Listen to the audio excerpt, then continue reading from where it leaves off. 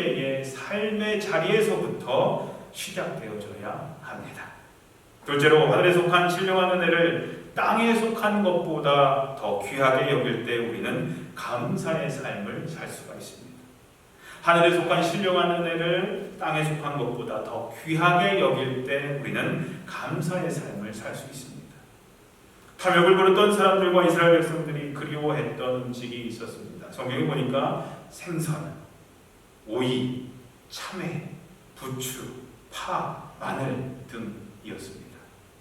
그런데 이러한 음식은 그들이 애굽에서 노예 생활을 하면서 주인으로부터 받아먹었던 음식들이었습니다. 주인의 상에서 남은 것들이든지 그런 것들, 준 것들이었겠죠.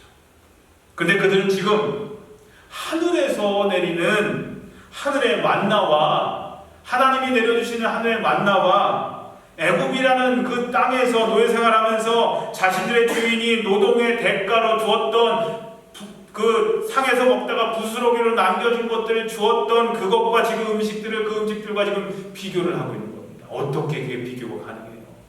하나님이 매일매일 내려주시는 사랑의 그 징표로서의 만나와 노예 생활을 하면서 받아먹었던 그 음식들과 지금 강히 비교를 하고 있는 겁니다. 이스라엘 백성들이 말합니다. 만나만 먹다 보니까 우리 기력이 쇠하여졌다. 차라리 만나보다는 애굽에서 먹었던 음식들이 훨씬 기운을 찾을 수 있었고 좋았었다.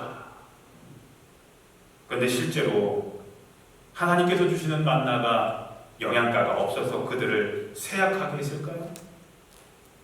영양이 없는 거였을까요? 저 만나가? 하나님께서 내려주시는 만나가 땅에서 나는 음식보다 못한 음식이었을까요? 영양가가 없었을까요? 맛이 없었을까요? 그렇지 않았습니다. 만나를 먹어서 그들의 육신이 약해진 것이 아니라 그들이 하나님을 향한 믿음이 약해지고 하나님을 향한 사랑이 약해지게 되니까 이제는 만나가 만족이 안 되었던 것입니다. 문제의 원인은 만나 자체에 있는 것이 아니라 그들의 영적인 상태에 있었습니다. 더 이상 하늘에서 공급해 주시는 신령한 만나에 대한 사모함과 감사함이 없어지게 된 것이 문제였습니다. 그러다 보니까 하나님과의 관계에 이상이 생기게 된 것입니다. 우리도 마찬가지입니다. 우리에게 주시는 은혜가 잘못된 것이 아니라 하나님을 향한 사랑이 우리에게 약해지다 보니까 하나님과의 관계에 문제가 생기는 것입니다. 우리가 처음 예수 그리스도를 믿을 때에 경험했던 감격과 감사가 있었습니다. 땅에 속해서 살았던 자에게 하늘의 신령한 비밀을 알게 하셨고 또 무엇입니까? 영생, 이 천국을 유업으로 허락해 주신 것에 대해서 감사하며 살아가게 됐습니다. 처음엔 은혜를 받고 그 은혜로 평생을 살 수 있을 것만 같았습니다. 그런데 그렇지 않습니다. 평생을 그 은혜로 살 수 있을 것만 같았는데 어느새 시들해지고 하늘에서 내려주시는 그 은혜가, 하나님의 은혜가, 은총이 더 이상 새롭거나 감격이 되지 않게 되었습니다. 하나님과의 영적인 관계에 문제가 생기면 하늘의 신령한 은혜에 대한 사모함과 감사 역시 사라지게 됩니다. 그리고 하나님의 뜻보다는 사람의 뜻에 관심을 갖게 됩니다. 땅에 속한 것들이 더 좋아 보이고 호기심이 생기게 됩니다. 결국에 알고 보면 종이 쪼가리고 돌덩어리인데 그것에 모든 삶을 쏟아붓게 됩니다.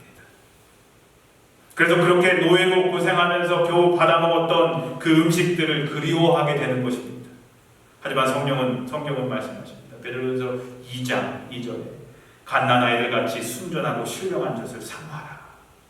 이는 이로 말미암아 너희로 구원에 이르도록 자라게 하려 함이라 라고 말씀합니다. 갓난 아이가 배고플 때 얼마나 어머니의 젖을 먹으려고 발버둥칩니까? 생명과 연결되기에 갓난 아이는 본능적으로 울면서 아주 결사적으로 어머니의 젖을 찾게 되는 거죠. 근데 우리 그리스도인들은 땅에 속한 것을 사모하는 것이 아니라 하늘에 속한 신령한 젖을 찾는 사람들입니다. 신령한 하나님의 말씀을 찾고 신령한 하나님의 은혜를, 은총을 찾고 신령한 만나를 사모해야 하는 사람들이 바로 저와 여러분들인 것입니다.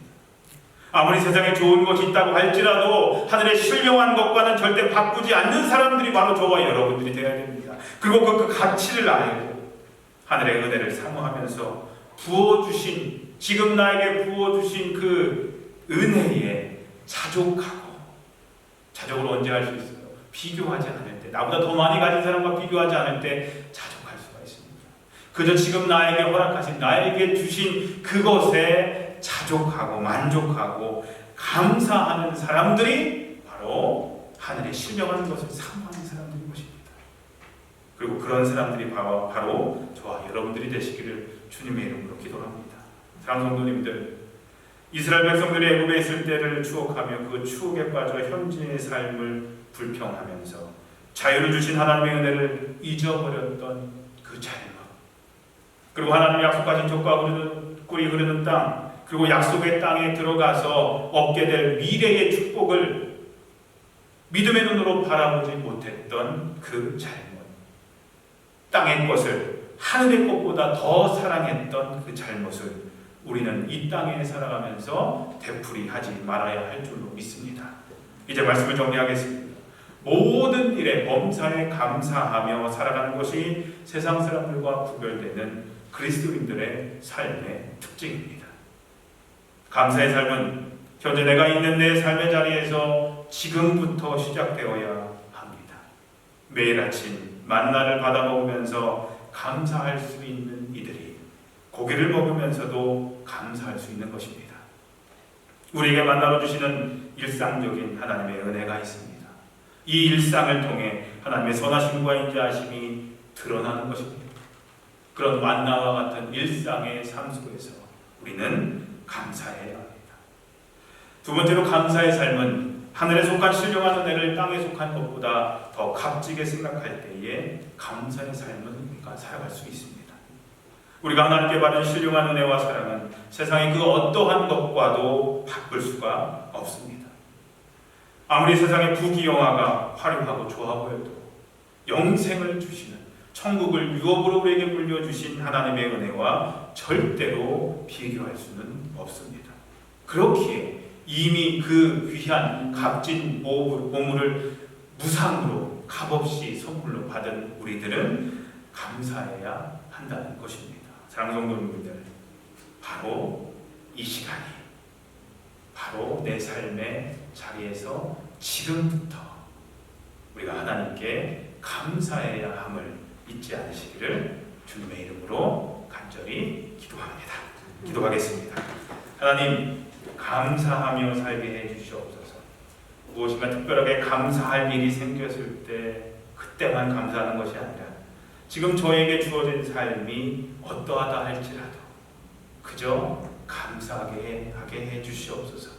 현재 저의 삶에 만족하며 감사하는 삶을 살게 해주시옵소서. 이 땅의 것을 더 많이 가지지 못하는 것을 불평하고 원망하는 그런 삶이 아니라 오늘 지금도 우리에게 내려주시는 하나님의 은혜와 사랑에 감사하며 살게 해 주시옵소서. 예수님의 이름으로 기도합니다. 아멘. 이 시간 우리 각자의 자리에서 별다른 원신의 마음을 가지고 함께 기도를 하나님께 원하도록 하겠습니다. 그리고 나서 제가